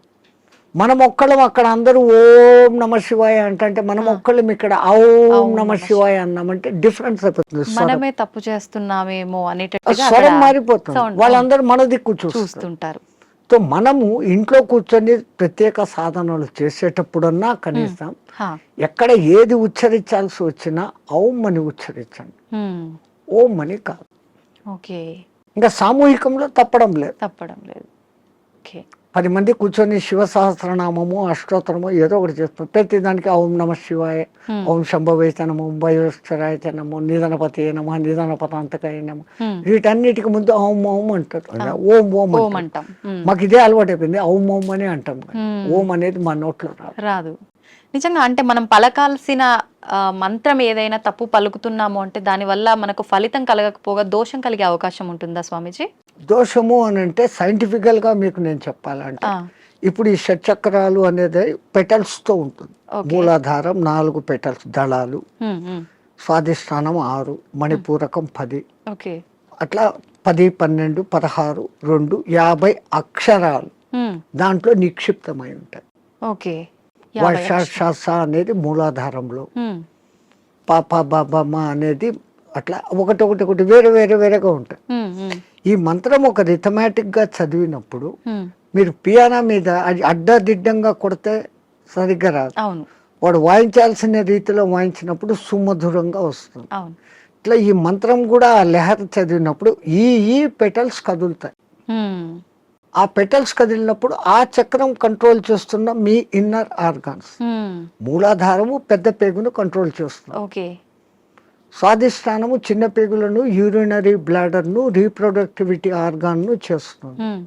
మణిపూరకము డైజెషన్ సిస్టము, చిన్న పేగులు ప్లస్ అన్నాశయము హ్మ్. వీటిని కంట్రోల్ చేస్తుంది. ఓకే. అట్లా ఏ అంగాలను అవి చేస్తుందో హ్మ్. ఆ ఈ జరిగే వైబ్రేషన్స్ ఆ అంగాలను శక్తివంతంగా ఆరోగ్యవంతంగా చేస్తాయి. చేస్తాయి. ఓకే. ముందు మంత్రాలలో ఉన్న అర్థం ఇది. హ్మ్. అందుకనే వాళ్ళు స్వరము ఇట్లా పలకాల ఇట్లా చేయాలని. వేదం అందరూ చదవలేము అంటే కారణం, ఓ గురువు దగ్గర 12 ఏళ్ళు నేర్చుకుంటే ఒక్క ఋగ్వేదం వస్తుంది మీకు. హ్మ్. ఒక్కొక్క వేదం నేర్చుకునేకి 12 ఏళ్ల కాలం ఓకే. సుస్వరంగా. హ్మ్. ఇప్పుడు అనేక మంది పాపం వేద పాఠశాలలు పెట్టి హ్మ్. మళ్ళీ మన పూర్వ సంస్కృతి ఇంత గొప్పదన్న సంగతి తెలుసుకుని తెలుసు. ఎట్లా చేస్తే బాగుంటుంది ఏమన్న సంగతి మీద పోతున్నా. హ్మ్. ఓకే. వేదం అంతా సైన్స్ అమ్మా, ఊరికే ఏది చెప్పలేదు. హ్మ్.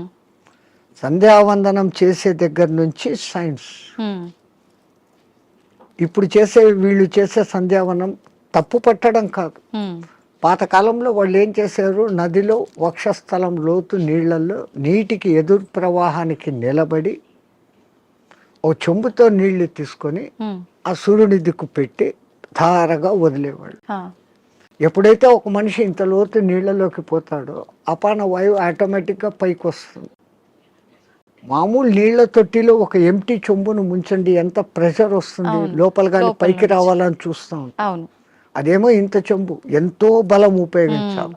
కరెక్టే స్వామిజీ. సో ఈ అపాన వాయువు పైకి వస్తుంది. హ్మ్. మనం చెంబు నీళ్లు తీసుకొని అన్నప్పుడు ప్రాణవాయువుని తీసుకున్నాం. హ్మ్. ప్రాణ అపాన సమాయక్తం పచాన్యన్నం చతుర్విధం అని భగవద్గీతలో చెప్పిన ఆ ప్రాణ అపాయాల సమ్మిళనం జరిగి హ్మ్. శరీరంలోని స్థూల సూక్ష్మ కారణ శరీరాలకు ఆ శక్తి పోతుంది. ఓకే. ఆ ధార అట్లా వదులుతున్నప్పుడు సూర్యకిరణాలు ఆ ధారలో నుంచి ఫిల్టర్ అయ్యి వచ్చి ఇట్లా పెట్టి పోసేటప్పుడు సరిగ్గా మన షట్చక్రాలు ఉంటాయి. ఆ ధార మన ఎదురుగా షట్చక్రాల దగ్గర పడతా ఉంటుంది. హ్మ్. ఆ కిరణాలు ఆ షట్చక్ర ఈ ధారలో నుంచి ఫిల్టర్ అయ్యి మన షట్చక్రాలకు హ్మ్. కావాల్సిన కిరణాలను అందిస్తుంది. సూర్యుడిలో అనేక కిరణాలు ఉన్నాయి. సహస్ర కిరణుడు అని ఆయనకు పేరు. 1000 రకాల కిరణాలు ఉన్నాయి. ఒక్కొక్క కిరణం ఒక్కొక్క పని చేస్తుంది. హ్మ్. ఆ పని చేయడం కూడా 12 నెలలలో ఒక్కొక్క నెలకు ఒక్కొక్క విధంగా చేస్తుంది. హ్మ్. అందుకనే ద్వాదశాదిత్యుడు అని పేరు పెట్టారు. ఉన్న సూర్యుడు ఒక్కడైనా హ్మ్. ఒక్కొక్క నెలలో ఆయన మార్పులు చెందుతూ ఆ కిరణాల ప్రవాహం ఇస్తాడు. ఇప్పుడు ఈ విధంగా సంధ్యావందనం చేసినప్పుడు రావాల్సిన గుడ్ కిరణాలు మనలోకి వచ్చి హ్మ్. ఆరోగ్యం బాగుంటుంది, చక్రాలు నీట్గా యాక్టివేట్ అవుతాయి. ఓకే. అసలు గాయత్రి మంత్రం 24 అక్షరాలు చదివినప్పుడు మన 24 తత్వాలు శుద్ధీకరణ. హ్మ్. అవన్నీ వైబ్రేషన్ వర్డ్స్. ఓకే. శబ్దం వైబ్రేషన్ క్రియేట్ అవును. చేస్తుంది. పెద్ద పెద్ద సైంటిస్టులు ఇప్పుడు నిరూపణ చేస్తున్నారు. పలకాల్సిన రీతిలో ఓంకారం పలుకుతే హ్మ్. అది దూరంగా స్క్రీన్ మీద మీకు గొప్ప శ్రీచక్ర యంత్రాన్ని చూపించింది. హ్మ్. ప్రూవ్డ్. ఓకే. ఇంకొన్ని మంత్రాలు చదివినప్పుడు ఇంకొన్ని డిజైన్లు వచ్చినాయి. హ్మ్. అవన్నీ ఏది మన పూర్వీకులు యంత్రాలు అని గీస్తారే, అవును. ఈ గ్రహానికి ఇట్లా గీయాలి, ఇట్లా పెట్టాలి, హ్మ్. ఇంత చకోరాలు, ఇంత వృత్తాలు అని. అవును. అదంతా ఏమంటే ఇది హ్మ్. శబ్దశాస్త్రము రేఖాశాస్త్రాన్ని అనుసంధానం చేసి వాళ్ళు ఆ శబ్దోత్పత్తి ఈ వైబ్రేషన్స్ ఇట్లా క్రియేట్ అవుతాయని వాళ్ళకి తెలుసు. ఓకే. అందుకని ఆ రిథీమ్గా పలికినప్పుడు ఆ ఫలితాలు వస్తాయి. వస్తాయి. స్వామిజీ, నేనే గాయత్రి మంత్రంకి సంబంధించి అడుగుదాం అనుకున్నా. మీరే ఆ టాపిక్ తీసుకొచ్చారు. గాయత్రి మంత్రం ఆడవాళ్ళు చదవటానికి పనికిరాదు అని చెప్పి వింటున్నాం. 100% చదవచ్చు. హ్మ్. మంత్రము సూర్యుడిదైన అధిష్టాన దేవత అమ్మ గాయత్రి దేవి, హ్మ్. 5 ముఖాలతో ఉన్న మహాతల్లి అని మనం చెప్పుకుంటాం. హ్మ్. అట్లాంటప్పుడు స్త్రీ చదవకూడదని ఎక్కడుంది? ఇదే విషయమై పండిత శ్రీరామ శర్మ అనే మహానుభావుడు, హ్మ్. ఆయన ఉత్తరప్రదేశ్లో ఉండేవాడు. 24 ఏళ్ళు సంవత్సరానికి 24 లక్షల గాయత్రిని చేస్తూ ఉపాసన చేస్తే హ్మ్. ఆయనకు ఆ తల్లి తాను ఉన్న ప్రదేశం, విశ్వామిత్రుడు తపస్సు చేసుకున్న ప్రదేశాన్ని చూపిస్తే హ్మ్.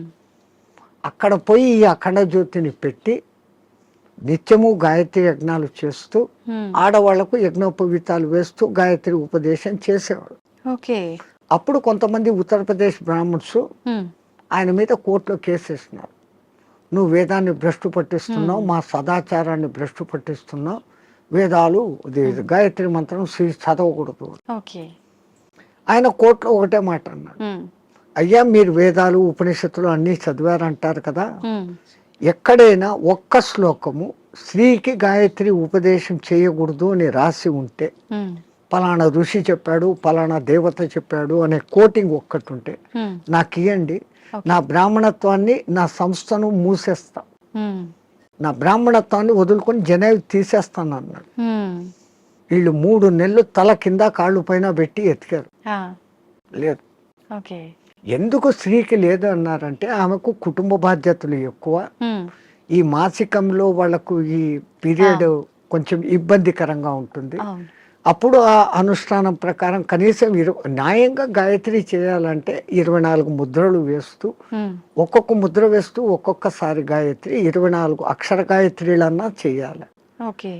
మళ్ళీ దాంట్లో 3 రకాలు ఉన్నాయి. ఒక్క గాయత్రి త్రిపద 8 అక్షరాలతో ఉండాలి. అది అనుష్ఠుప్ ఛందస్సు అని ఇంకోటి ఉంది 32 అక్షరాలు, అది 4 పాదాలు ఉంటుంది, అది కూడా 8వ అక్షరాలుగానే వస్తుంది. అదంతా ఒక రహస్యం. మళ్ళా నవార్ణవ గాయత్రి అని ఒకటి ఉంది, అది చేయాలంటే అమ్మవారి నవార్ణవం అనే పూజలు ఎట్లా చేస్తామో దాంట్లో 9 ఔంకారాలు వస్తాయి. అవి ఎట్ట పట్టాలా ఏది చేయకూడదు, అది బహిర్గతం చేయని విద్య. గాయత్రి అంటేనే రహస్యం అంటారు, కానీ ఆ మహానుభావుడు అది అందరికీ అర్హత కలిగించాడు. కుల మత భేదం లేదు, ఎందుకంటే అది మంత్రం సూర్య మంత్రం. ఆ పండిత శ్రీరామ శర్మకు కుడి భుజంగా ఉన్నవారే రామకృష్ణ మహానుభావుడు, ఆయన కూడా ఇదే చేశాడు. ఆ గాయత్రి దీని మూలంగా ఆ మహానుభావుడు అంత శక్తిమంతుడే పండిత శ్రీరామ శర్మకు తగిన శిష్యుడు అని పేరు తెచ్చుకున్నాడు. ఆ మహానుభావుడే చేరదీసి బాగా దగ్గరుండి చేసిన వాడే మీకు ఇప్పుడు బాగా ప్రసిద్ధుడైన మారెళ్ళ రవిశాస్త్రి. ఆ పరంపర అట్లా వస్తుంది, అదంతా పండిత శ్రీరామ శర్మ దయ. స్వామి, దైవాన్ని నమ్మటం వల్ల పుణ్యక్షేత్రాలకు తిరగటం వల్ల మనశ్శాంతి అనేది లభిస్తుందంటారా? 100%. అసలు మీరు పోవడమే ఆ ఇంటెన్షన్. కాశీకి పోతే నాకేదో పుణ్యం వస్తుంది, ఆడ ఏదో వదిలిపెట్టేస్తానే సెంటెన్స్ కాదు అది. కాశీలో 12 జ్యోతిర్లింగాలలో విశ్వనాథుడు అక్కడ ఉన్నాడు, విశ్వానికి ఆయన నాథుడు. ఆ క్షేత్రానికి పోయి ఆయన నామస్మరణ కొంచెం సేపు నేను చేయటం మూలంగా నాకు ప్రశాంతత దొరుకుతుంది అని ఫస్ట్ మీలో విశ్వాసం కలిగినప్పుడు అక్కడున్న అన్నపూర్ణ అనుగ్రహము కలుగుతుంది. ఆ బేడి ఆంజనేయ స్వామి కరుణ, గణేష్ పండ మహారాజ్ది అందరిది దొరుకుతుంది. అందుకే ప్రతి ఒక్క రుచిముని అక్కడ స్థాపించిన లింగాలు ఉన్నాయి. 3000కు పైన గుళ్ళు ఉన్నాయి కాశీలో. శివునికి ఇష్టమైన ప్రాంతం అది. భూమి అంతా మునిగిపోయినా కానీ త్రిశూలం పైన నిలబెట్టి ఉంటాడు అని చెప్పబడిన ప్రసిద్ధ క్షేత్రం కాశీ. కాశీ అంటూ కాశీకి పోకుండా చచ్చిపోయినా కాశీకి పోయినంత పుణ్యం కలిగే క్షేత్రం అదొకటే. మిగతా క్షేత్రాలకు పోతానని ముక్కుబడి పెట్టుకొని పోకుండా పోతే ఏదో ప్రమాదము, వానికి శిక్ష ఉంది. కాశీ విషయంలో అలా లేదు. అంతటి గొప్ప అక్కడికి వచ్చింది అంటే ఒకటి ప్రజల విశ్వాసము, అక్కడ తపస్సులు చేసిన వాళ్ళ యొక్క శక్తి ధార పోయడం అనేది ఆ ప్రాంతానికి ఆ ప్రసిద్ధత వస్తుంది. భూమి అంతా ఒకటే అయినప్పటికీ సులభమైన ఉదాహరణ, ఇప్పుడు ఎండాకాలం కాదు, మామూలు చిన్న ఎండ ఉన్నప్పుడు ఒక భూతద్దం తీసుకొని వచ్చి పేపర్ మీద పెడితే అది కాలుతా ఉంది. ఆ భూతద్దం నుంచి కిరణాలు కాన్సన్ట్రేషన్.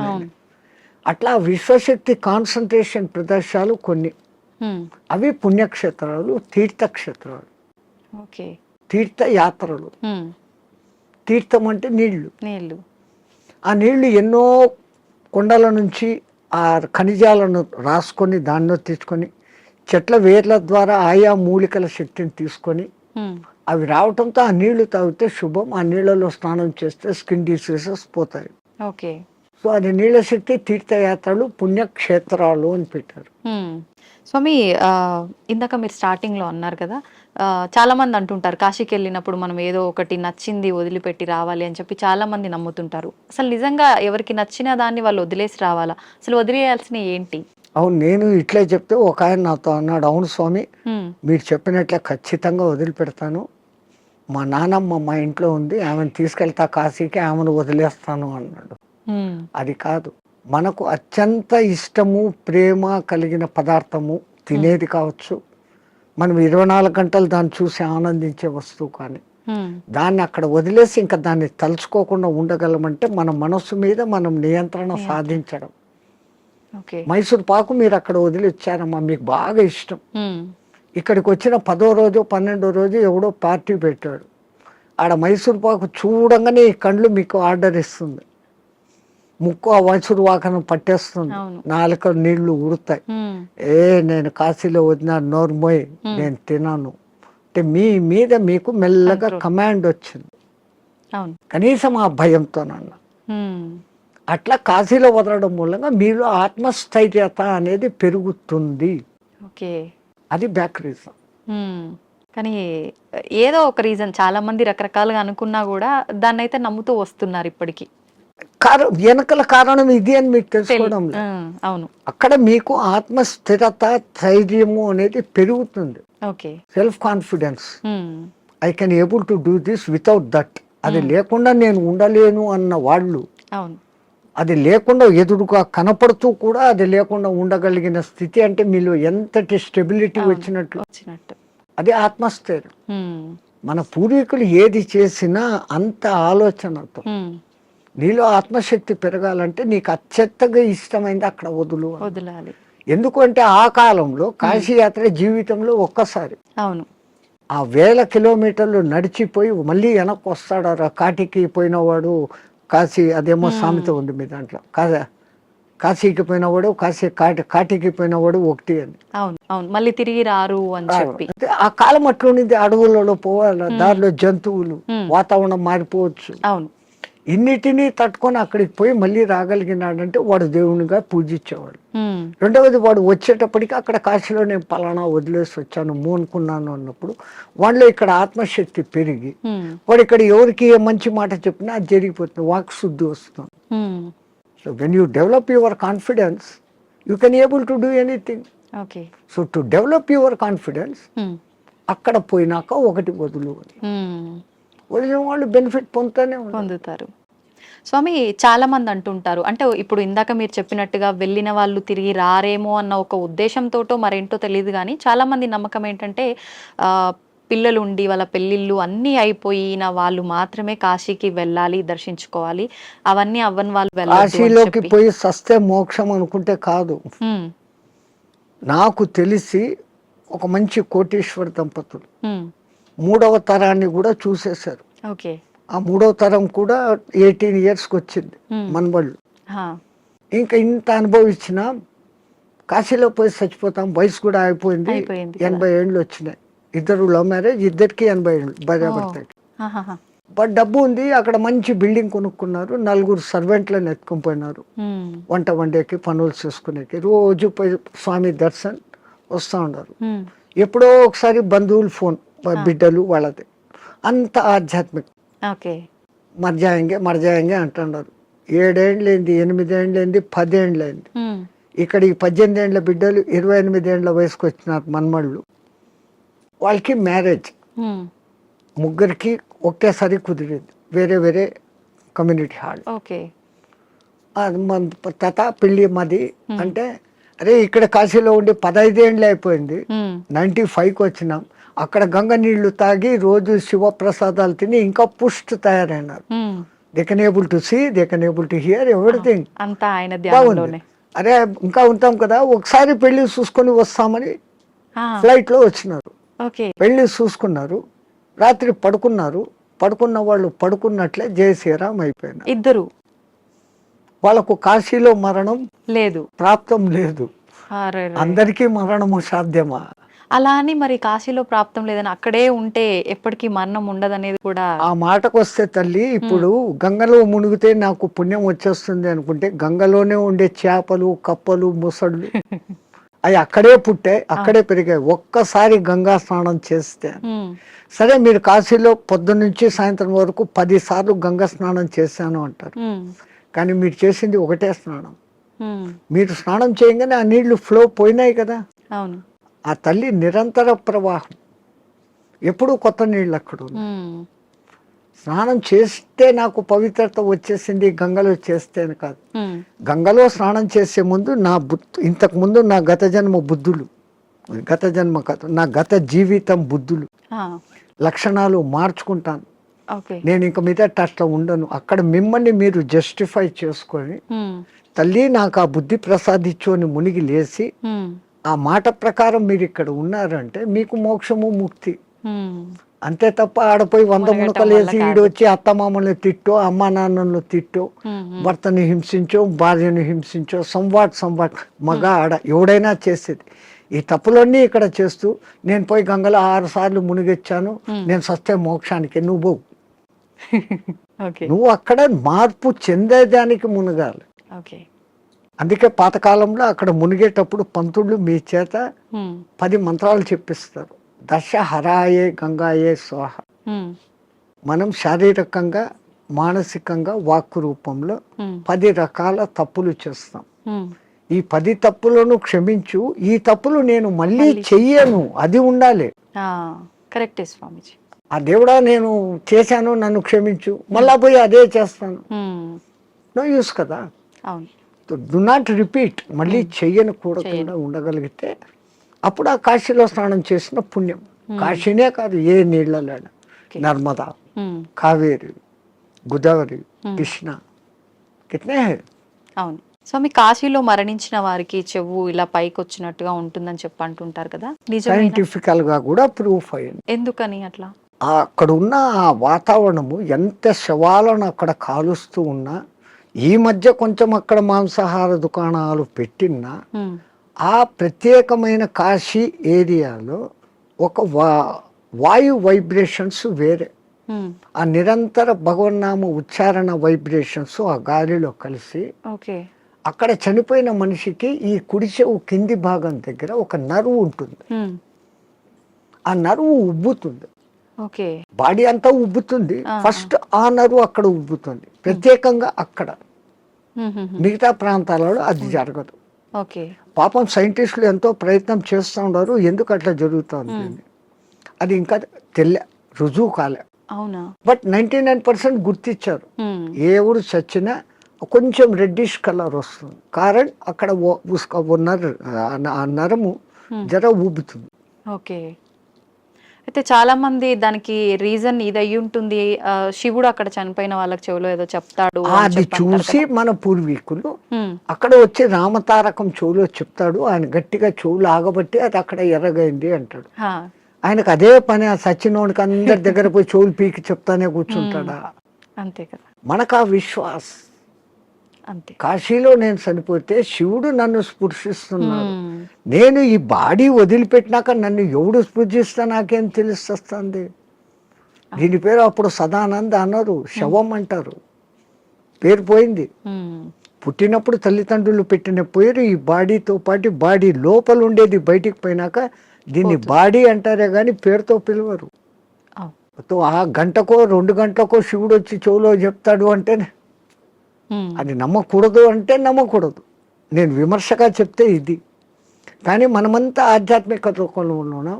ఆ విశ్వాసం తరతరాలుగా జరుగుతుందంటే ఎవడికో అది చెవుతో చెప్పాడు, ఇంకోటి చూశాడు. ఓకే. ఏ మాట బయటికి ఊరికే రాదు కదా. అవును. అది సత్యమైనప్పుడు ఉమ్, నేను సస్తే అక్కడ శివుడు నన్ను చూస్తాడనే ఈ భావనతో పోవడమే ఎంత గొప్ప. ఆయన వచ్చి పీక్తాడో లేదో తెలియదు, కానీ పీక్తాడు అనేది మన సంపూర్ణ విశ్వాసం. అట్లాగనే కొన్ని క్షేత్రాలలో మరణం ముఖ్యం. ఉమ్, ఈ భూమి అంతా అదే క్షేత్రమే కదా. ఇంట్లో సస్తే కూడా ఉమ్, అదే చావే. కానీ వీడి ఇంట్లో ఎంతసేపు సచ్చే ముందర కూడా నేను నా వాళ్ళు అది పోయింది ఇది పోయింది నేను ఇంకా అది చేయలేదు అంటా సస్తాడే తప్ప, నేను కాశీలో ఉన్నాను, భగవత్ సంకల్పం భగవద్ దర్శనం అవుతుందన్న భావనలో ఉండడు. అందుకే కనీసం సత్యం ముందరన్నా నామస్మరణ చేయండి. ఉమ్, సంతోషం స్వామి, చాలా మంచి మంచి విషయాలు మీ ద్వారా తెలుసుకున్నాను. నాకు చాలా సంతోషంగా ఉంది మిమ్మల్ని కలిసినందుకు. మంగళమతి. ధన్యవాదాలు స్వామి. జై శ్రీరామచంద్రజీ.